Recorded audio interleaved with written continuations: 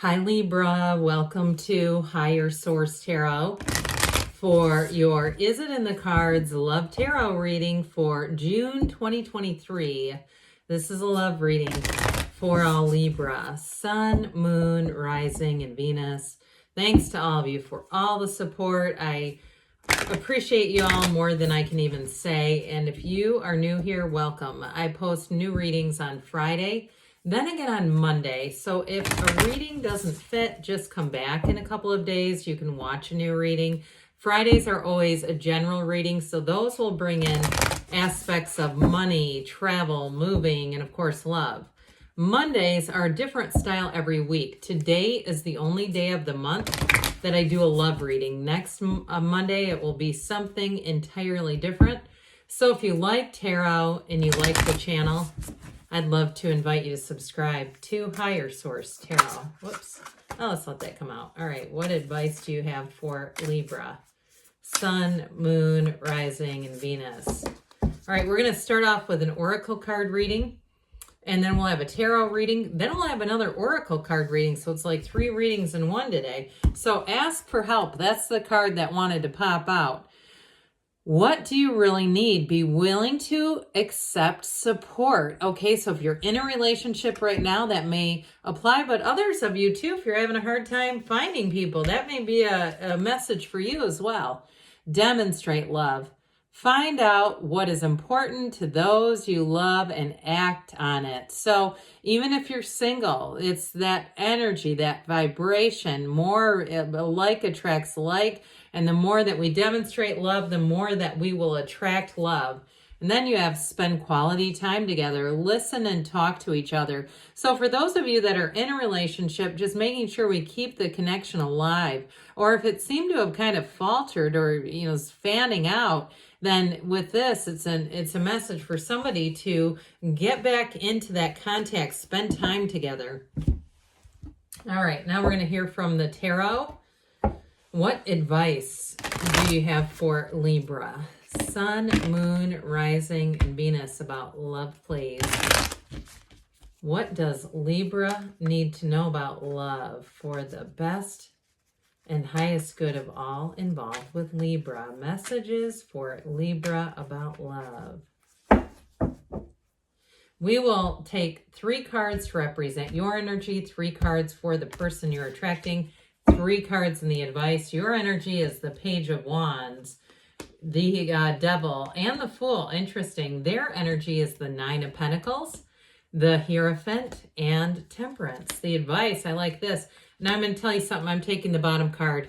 The Empress, the 3 of Cups, and we got to take the Emperor. Okay, you can't, you know how I am with number synchronicities and alignments. So now we have a really cool situation happening right here. Okay, we have, this is the order of the cards, 78 cards here. This tells a story.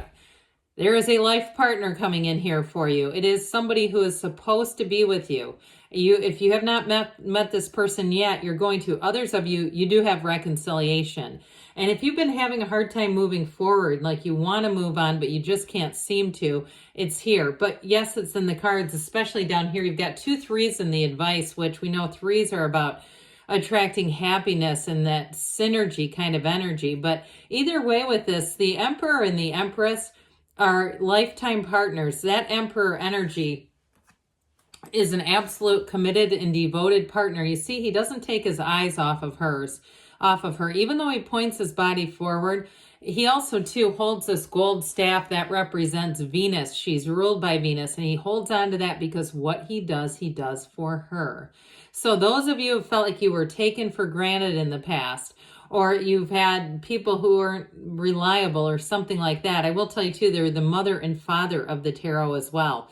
So those of you that are wondering, is this going to be a partner who I might have a child with? It's in the cards, and as we know, the cards don't lie. So I do feel like with this showing up, it's a very important combination of cards. So your energy here, it's interesting with the Devil plunked right between these 2 carefree energies. If you've had a bit of an obsessive kind of thinking pattern in terms of, I just heard cognitive behavioral therapy, I just heard CBT, okay, and you can look it up online. It's very useful. I don't know about if you're not a mental health professional just using it on your own, but you might be able to find some useful things there. Either way, there's something about this devil energy that I feel like they're telling you to let go of something.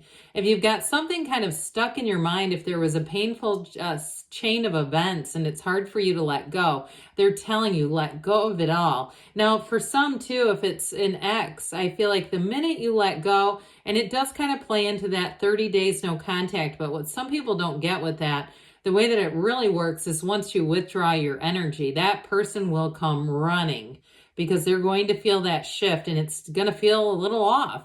But with this, and it's, it's not to manipulate anybody's will, but it also too allows you, if you're meant to be with somebody else or there's somebody else who's available, it's also going to open up doors to attract someone new in. So with the energy of the Page of Wands, it's fun, frisky, playful energy. You've got a great person that you're attracting, somebody who truly is of love. You've got the Archangel Michael here too. So we have Capricorn, Taurus, Sagittarius. We pulled in Aries, and you've got Earth, Fire, Water going on here. And so anyway, with this energy of the Page of Wands and the Fool, they're saying take that leap of faith. It's a brand new, fresh beginning, a brand new, fresh, clean slate. And so the Fool indicates it's on your hero's journey. It's part of your life path to meet this person, to have a relationship with them, and to fall in love. Now the Fool jumps in. Fools rush in, yes. But the Fool jumps in because the Fool's guided is your soul. It's you being guided by your soul. So there's not a lot of overthinking. It's not the mind getting involved. Now the devil holds up his hand. This is always interesting when these come into play. The devil holds up his hand and says, let me control things. Let me be codependent all over this. Where the Hierophant holds up the hand and says, be still and know. And so I do feel like there's something important in why this is in the middle. With the Fool, you know who you are. And so if there's anything holding you back, if there's any restrictions, it's all about letting go of those and allowing yourself to be anything, allowing yourself to be beautiful. And so with this, I feel like you have a real turning point in terms of relationships in your life, in terms of your life evolving and developing and quite frankly, flourishing. It's getting rid of old patterns, old habits, and even old thinking.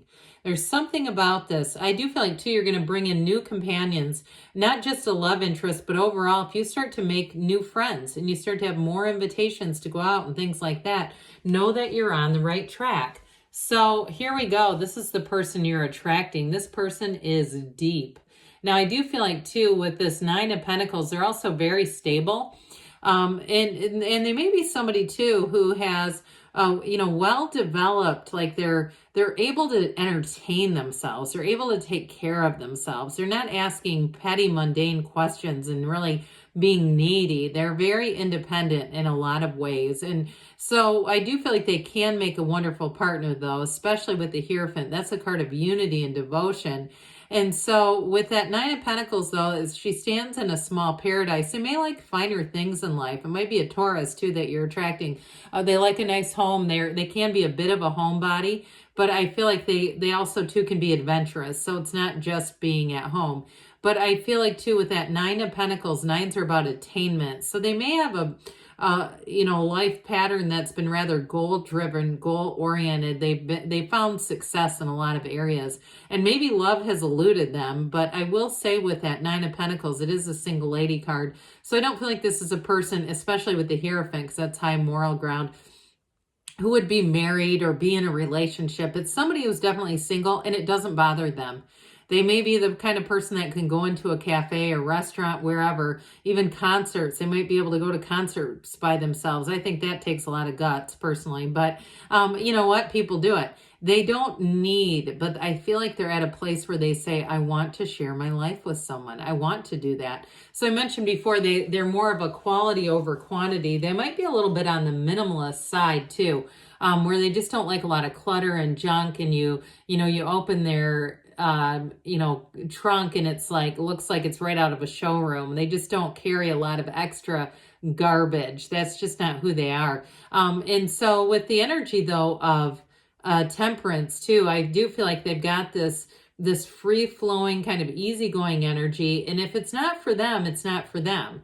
So they don't make their lives messy by trying to force things to occur, by trying to force relationships that aren't supposed to be there.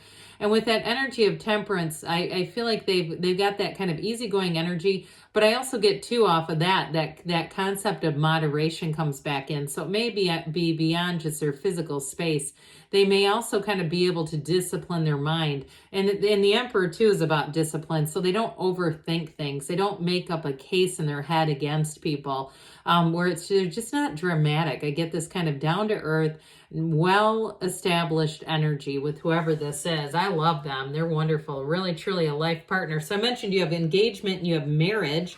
You have babies in the reading. My gosh, what else could we want here? So the Three of Cups it can be a card of reunion. So I would tell somebody here, you do have reconciliation. And with that Seven of Wands, it brings in a little bit of navigating though. The Seven of Wands is about moving forward. It's about navigating challenges and difficulties, but not giving up. And so with the energy of the Empress, though, she's got that Mother Earth energy. She really, truly guides you through love. And it's a time where you'll find harmony and success and beauty, but an absolute match. It's a time when you will be enveloped in love. So she's a card of spring and summer too, by the way. So for somebody, you've got the summer of love coming forward here, Libra. Really beautiful reading. Yes, of course, it's in the cards with all of those showing up. Let's see, with the Emperor here, we've got involved in this 6 major arcana. 6 major arcana out of 10 cards is a lot.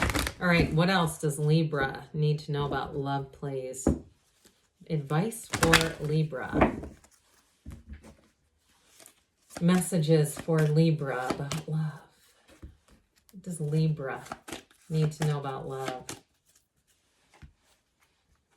We've got no need to worry. I would say not. Love comes rushing into your life here. Helpful people. So you may have somebody that you confide in, you talk to, that gives you some guidance. Ask for help from others. So there's something about that.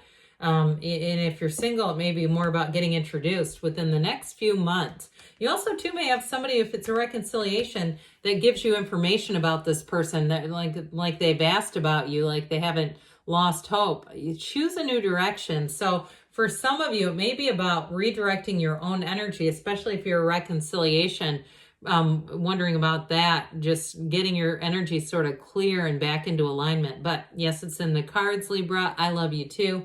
And I'll be back again soon.